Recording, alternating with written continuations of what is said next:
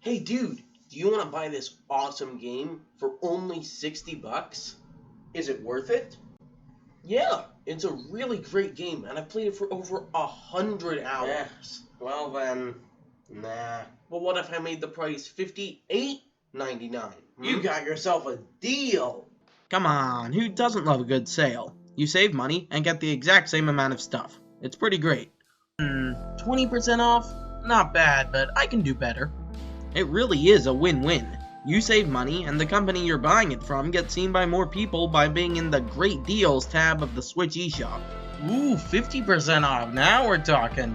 Of course, video games aren't the only form of media that have sales, but it's definitely the place you see them most. You don't log into Kindle eShop and say, romance novels are half price? Well, I gotta get me some of those. But the idea of video games is much more alluring. Even if a game isn't your favorite, it's easy to get 10 or 15 hours of enjoyment out of it instead of buying a novel that you'll read only once, or a movie that you'll watch once. 80% off? Take my money! Take it all! Right now! Nintendo recently had a blowout sale for Christmas, or Cyber Monday, or something. It's a little unclear. Honestly, I didn't even know it happened until I happened to log into eShop and saw, holy crap, Breath of the Wild is $20 off! I gotta buy it! Bruh. Now that I think about it, a surprising number of the games on my Switch I got while on sale, like Mario & Rabbids, Starlink, Okami, Hollow Knight, Overcooked, and Sega Genesis Classics. And those are only the ones you might have heard of. I have so much other trash that I only bought because it was half price. But I saved money, so it's okay.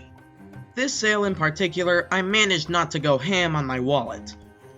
Yes, that's roast beef. I failed you all.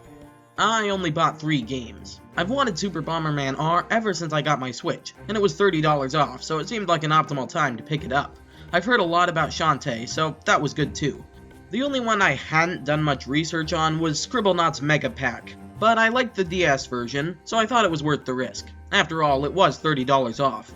Overall, I spent $30 for some things that would normally have cost $100 put together. And that's how you do a sale. But I have an example from far stupider me, and it involves the most notorious sale of all. The Steam Summer Sale. You've probably heard about this one. You go onto Steam and see that just about every single game on there is at least 10% off, and thousands are 70 to 80% off. And right after I got this cool laptop, the Steam Summer Sale of 2018 started. Which is proof that spending money is like taking drugs. I bought so many games, and after 2 weeks, it's too late to return them. Of course, I did pick up some gems that I still return to, like the Portal Duo and Undertale, but I'm just never going to play most of these. How dare you! Westeroto Double Barreled is my favorite game! Yeah, I spent way more than I should have that summer, just because I could. I kind of fell right into their trap. So to make sure the same thing doesn't happen to you, or doesn't ever again, I created a system that will tell you whether or not you should buy a game on sale. But I'll experience withdrawal! There are 3 types of games on sale. Number 1 is games you were going to buy anyway. If you were about to buy something, you may as well now, even if you only save 10%. If I buy 10 games at 10% off, that's enough left over to buy a whole nother game! Quick maths!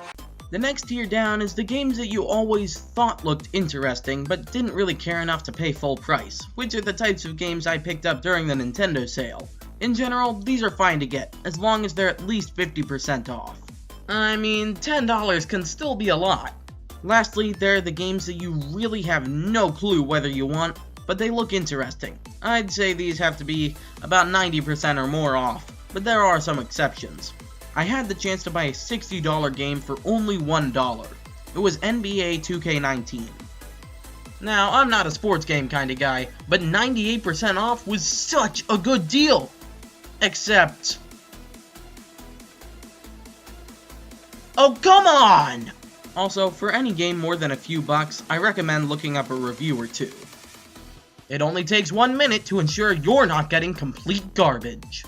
But there are better ways to get games cheap, especially used ones, than waiting for a sale. Honestly, the first thing I do is check eBay if I want something. Normally, you can easily save a couple bucks if you're willing to wait a day or two for shipping. Let's search for Pokemon Sword and arrange it by lowest price. What is this, a black market for individual Pokemon? After we get through the rows of people trying to make a profit on their individual Pokemon, we find this deal for only 48 bucks. It's gonna be hard to do better than that, right? Well, yeah. But given that it came out less than a month ago, I'd say $12 off isn't bad. If we look at a game that came out a while ago, say Mario Odyssey, we can find it for only 40 bucks. Really, not bad. And if we try to find something that wasn't $60 originally, say Rayman Legends, you can get it for the low price of $22.95. Only like $12 if you have a PlayStation.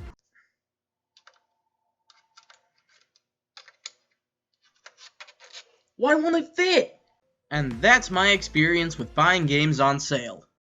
Well, since I just cured my addiction to buying video games, I need to pick up a new addiction to replace it.